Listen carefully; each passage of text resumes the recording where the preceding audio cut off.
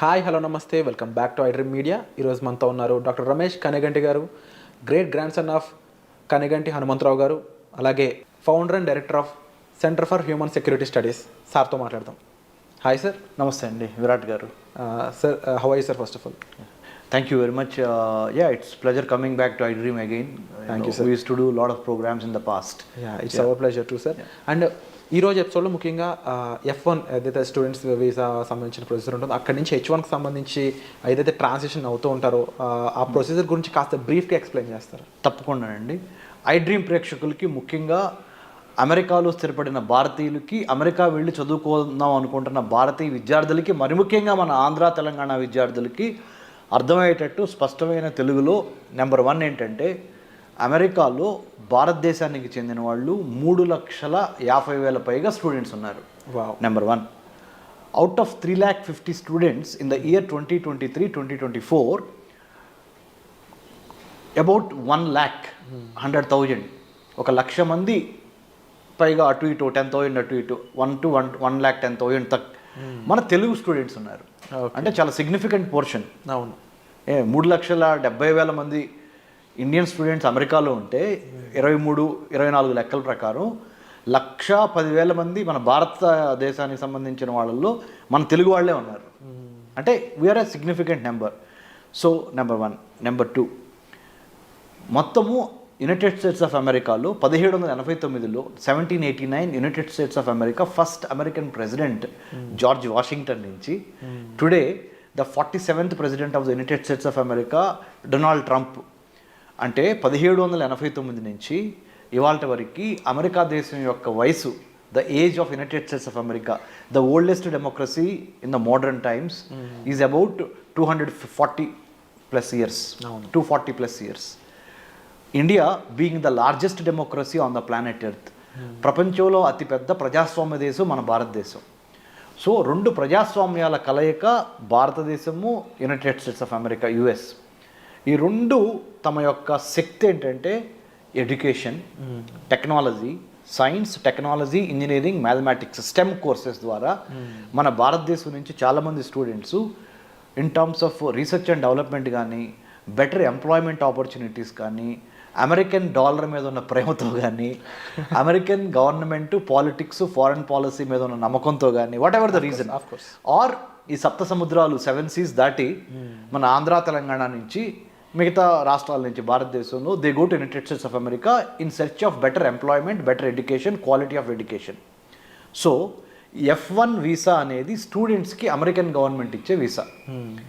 United states citizenship and immigration services, USCIS, United states citizenship and immigration services, part of the department of homeland security.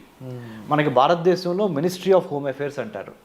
మన ఇక్కడ అదే అంటే మన భారతదేశం యొక్క అంతర్గత భద్రతని, internal security of India will be monitored, managed by ministry of home affairs in India, whereas in the United states of America department of homeland security అంటారు, DHS.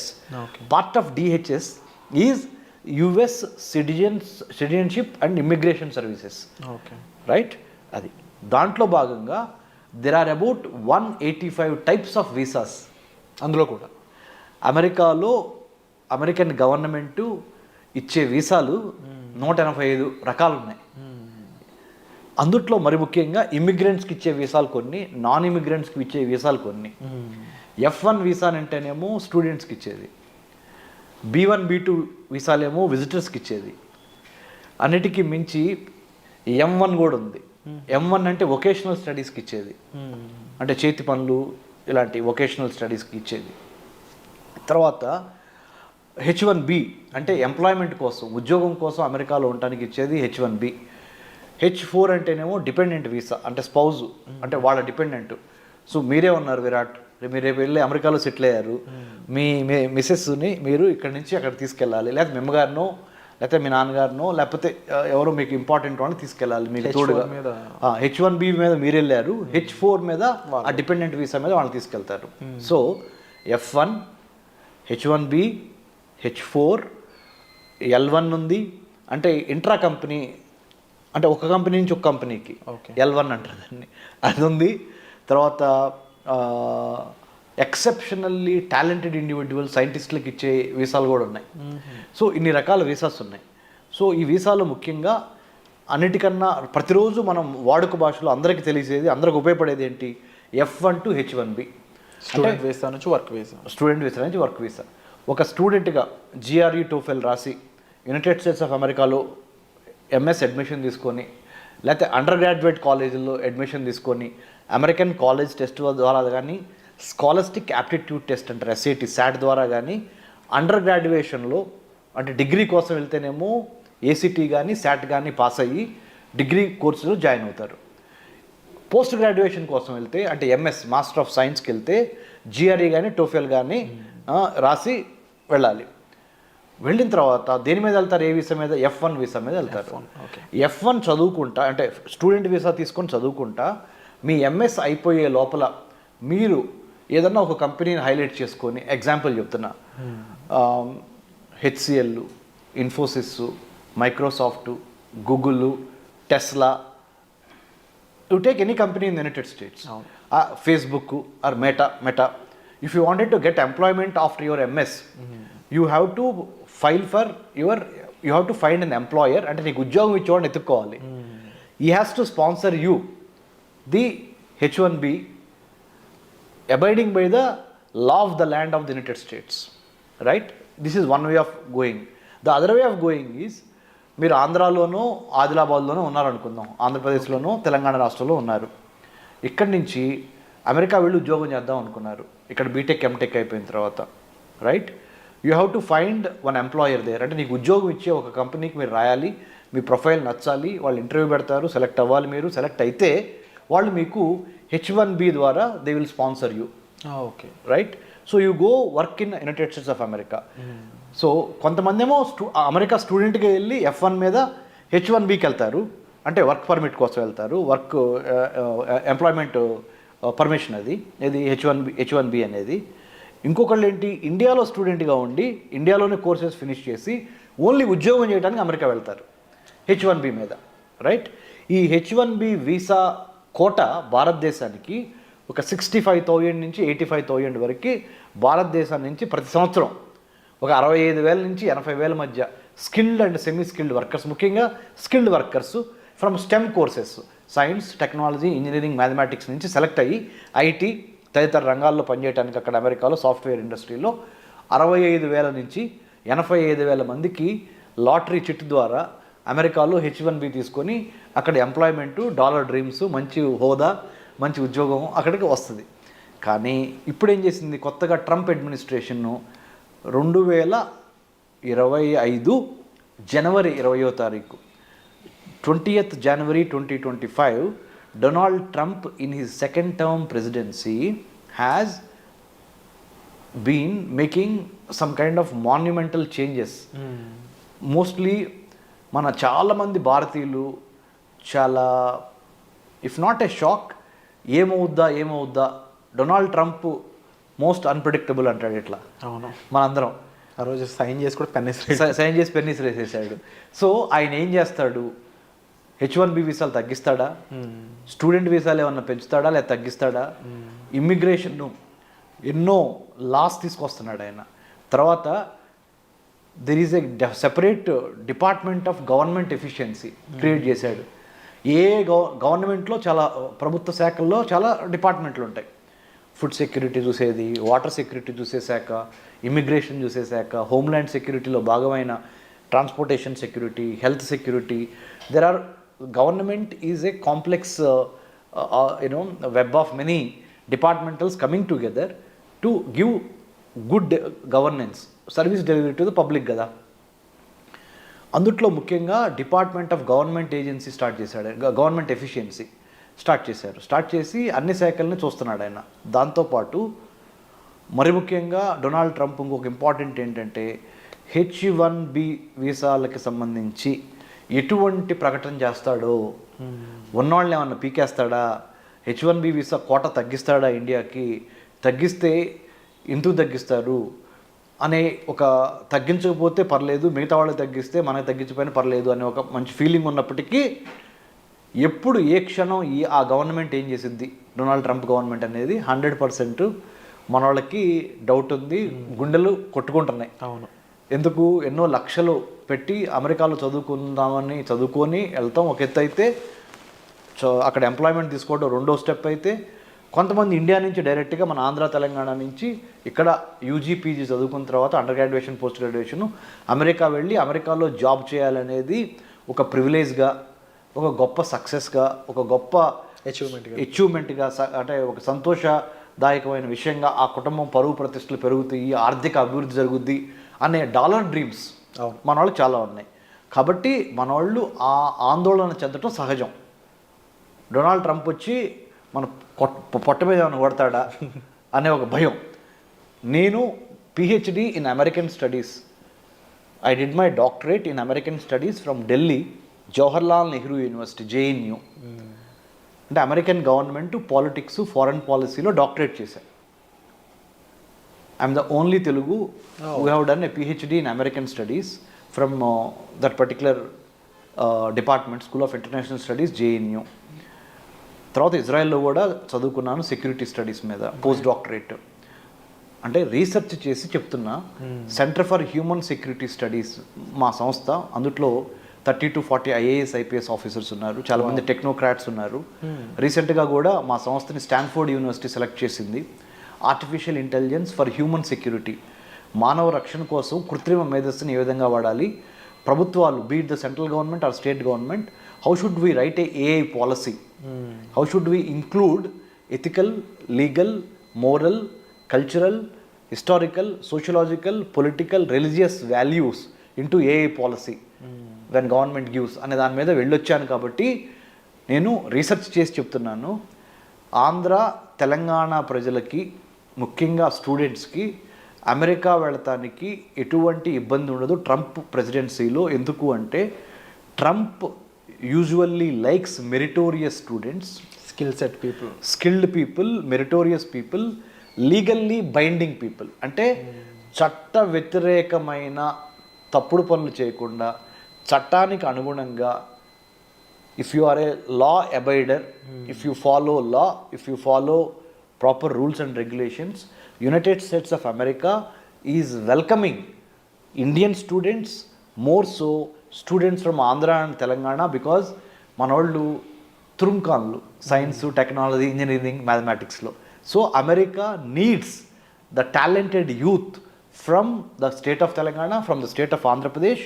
So don't worry about your student visas, it will be increased in the days to come. Don't worry about your H1B visas. You will get maximum number of H1B visas in the days to come. But only underlining factor is, don't try to cheat, don't try to give misinformation, disinformation, don't try to play with visa officer, don't try to build cock and bull stories. Be honest, be prepared, be focused, have a lot of integrity when you approach the visa officer, and have clarity of thought and clarity of mind. Why do you wanted to go to United States of America? How did you choose? Why did you choose that particular university or the department? And do you have proper bank statements? Do you have proper knowledge about US government, politics and culture? అన్నిటికన్నా ముఖ్యంగా మన స్టూడెంట్స్కి నేను ఇచ్చే సలహా ఏంటంటే, only knowledge ఉండి GRE TOEFL రాసి యుఎస్లో అడ్మిషన్ రాగానే మనకి వీసా వచ్చింది అనుకుంటే పొరపాటు. దాంతోపాటు వీసా ఆఫీసర్స్ ఈ మధ్యకాలంలో ఏం టెస్ట్ చేస్తున్నారంటే, మీ యొక్క సోషల్ మీడియా అకౌంట్స్, మీ సోషల్ మీడియాలో మీరు పెట్టే మెసేజెస్ అంటే యాంటీ గవర్నమెంటా, ప్రో గవర్నమెంటా, లేకపోతే ఎవరన్నా అంటే గర్ల్స్ కానీ బాయ్స్కి కానీ ఎటువంటి బ్యాడ్ లిటరేచర్ రాయకుండా సోషల్ మీడియా, ఫేస్బుక్లో లా అబైడింగ్ సిటిజన్గా ఉన్నారా, లా బ్రేకర్గా ఉన్నారా మీరు అనేవి మొత్తం మీ సోషల్ మీడియా ప్రొఫైల్లో మీ హాబీస్ దగ్గర నుంచి మీరు ఎక్కడికి వెళ్ళారు, ఏం చేశారు అనేది ప్రతిదీ before you go and visit the US consulate in Hyderabad or US consulate in Delhi or Mumbai, Chennai, wherever you get the lottery pickup for your interview. They will do thorough checking of your social media also, number one, and also your GRE TOEFL scores, your admission card. Once you land in the United States of America, Department of Homeland Security, DHS, right now under the President Trump administration, is going to watch all our activities. Not to get scared. మీకేం భయపడక్కర్ల దీనికి. ఏం చేస్తున్నారంటే ఇల్లీగల్గా మా దేశంలోకి రావద్దు అంటున్నారు అంతే. ఇల్లీగల్గా రావద్దు, ఇమ్మోరల్గా రావద్దు, అనైతికంగా ఏదో తిమ్మిని మమ్మిని చేసి ఏదో ఒక ఫేక్ డాక్యుమెంట్స్ పెట్టి లేని బ్యాంక్ అకౌంట్ డబ్బులు చూపించి దొంగ సర్టిఫికెట్లు పెట్టి అమెరికాలో F1 స్టూడెంట్ వీసా తీసుకొని అమెరికా వచ్చి అమెరికాలో రాగానే యూనివర్సిటీ అడ్మిషన్ క్యాన్సిల్ చేసుకొని కొన్ని యూనివర్సిటీస్ డబ్బులు వాపస్ ఇస్తాయి. ఆ డబ్బులు తీసుకొని అక్కడ బిజినెస్లు పెట్టుకొని లేకపోతే అక్కడ ఏదైనా హోటల్స్లో తెలియకుండా పనిచేద్దామనో, పార్లర్లో పనిచేద్దామనో, పెట్రోల్ బంక్లో పనిచేద్దామనో, స్టోర్ హౌసెస్లో పనిచేద్దామనో, వేర్ హౌసెస్లో పనిచేద్దామనో ఇలా చెయ్యొద్దు. ఎందుకు వెళ్ళారు అమెరికా? ఆ పని మీదే ఉండండి. ఎందుకంటే under the president Trump administration, the whole government of the United states of America is more observant, more watchful, more careful, more strict about how you behave in their country. So మనం అక్కడికి ఒక గెస్ట్గా వెళ్ళి లేకపోతే ఒక స్టూడెంట్గా వెళ్ళి లేకపోతే ఒక ఎంప్లాయీగా వెళ్ళి we have to have that kind of focused approach. Then under the president Trump administration they will welcome you. So F1 student visa తీసుకుని వెళ్ళి H1Bగా మార్చుకునే పరిణామ క్రమంలో there is something called cap gap analysis అంటారు. Okay. Cap gap, CAP cap _GAP gap. Cap gap extension అంటే ఏంటంటే ఎంతమందికి H1Bలు ఇవ్వాలి అనే ఒక క్యాప్ పెడతారు. అలానే ఎన్ని స్టూడెంట్ వీసాలు ఆ పర్టికులర్ ఇయర్లో ఇవ్వాలనేది కూడా ఒక క్యాప్ పెడతారు. ఆ క్యాప్ పెట్టి రిక్రూట్మెంట్ చేసుకునే గ్యాప్ ఉంటుంది. ఈ క్యాప్కి మధ్య సక్సెస్ అవ్వాలంటే స్టూడెంట్ F1 నుంచి H1Bకి what you need to have is the skill, the knowledge and more than anything else attitude, good behaviour. You are very very watchful. Now we're living in a digitalised world. Your digital imprints, your digital writings, your writings in the Facebook, your writings in the social media, your behaviour in the social media, your qualifications, it can be cross-checked by the Department of Homeland Security. So nothing to worry about it, but to be sure that you do conduct yourself very well in a foreign soil called United States of America. That's all people have to worry. If you are a genuine student, if you have genuine reasons to study in United States of America, if your documents are genuine, both bank documents and your academic certificates and internship. One more important suggestion through iDream I would like to give Mr. Virat sir is United States of American education system demands not only academic record of getting good scores but also conduct. Internship means work, apprenticeship అంటారు, internship. Okay. అంటే చదువుతో పాటుగా పరిశ్రమల్లో పనిచేసి real time knowledge, practical exposure. Theory ఒకటి. Indian students are very good with theory but in American government or American colleges and universities they think along with the theory, along with your academic brilliance, you should possess how to do the practical hands-on training experiences of internship. in-hand experiences అని ఉండాలి.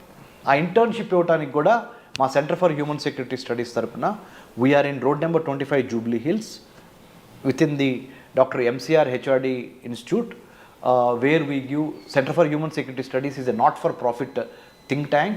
We do train students going abroad about the etiquette. Etiquette ante mana vyavahara, how we behave.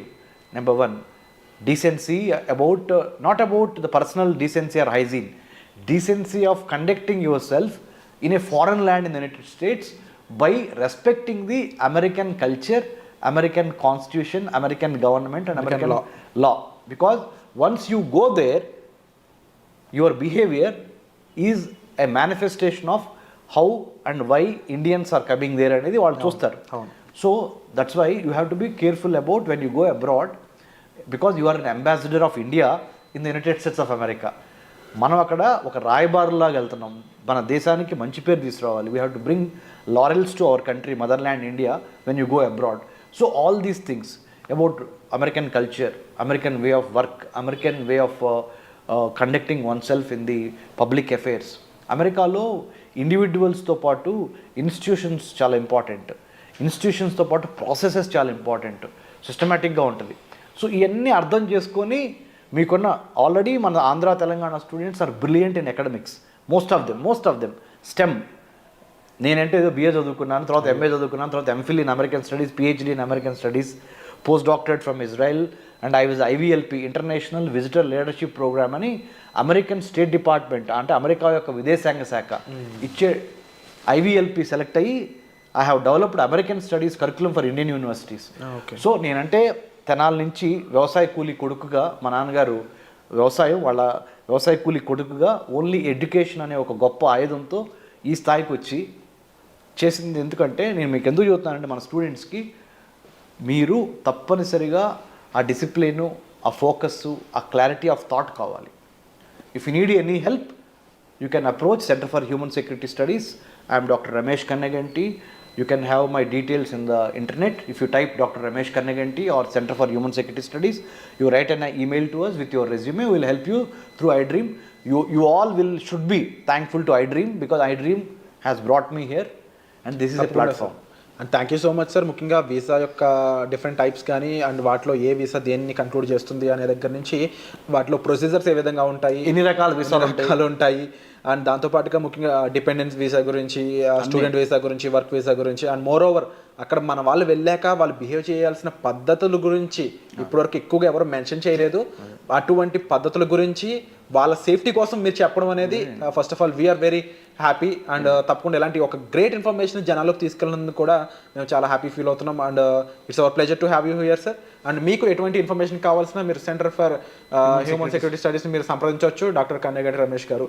So thank you so much sir. వచ్చే ఎపిసోడ్లో మళ్ళీ కలుద్దాం.